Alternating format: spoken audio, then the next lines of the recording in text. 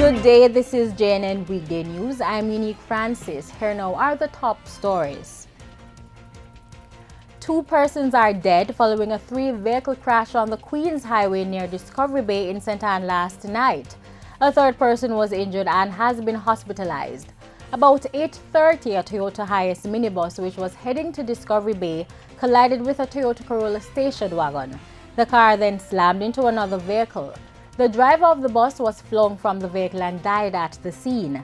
The driver of the station wagon, who was trapped in the vehicle, later died. The injured person was driving the Toyota Corolla.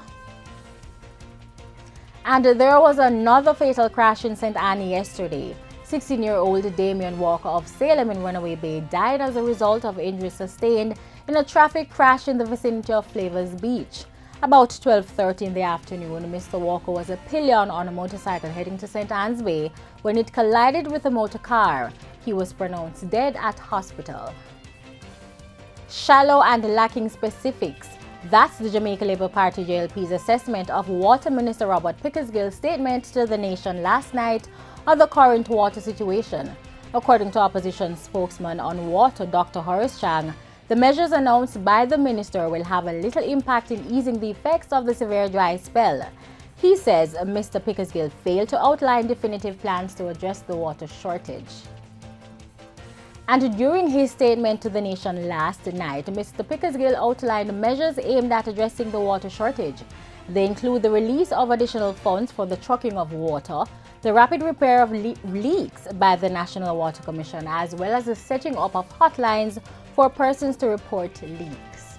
The minister also announced that the Rural Water Supply Limited will continue to upgrade 445 storage tanks island-wide. Now, electricity has been restored to some public-run schools which had their service disconnected by the Jamaica Public Service Company JPS due to the non-payment of bills. Our news center first reported last week that the JPS followed through on its threat to turn off power to state-run institutions with arrears. They include the Seaforth High School in St. Thomas.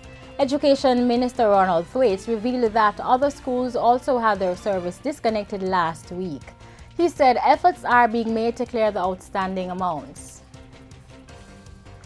The Jamaica Urban Transit Company, JUTC, says as of September 1st, concession passengers will be required to use only their SMARTA cards to pay their fares.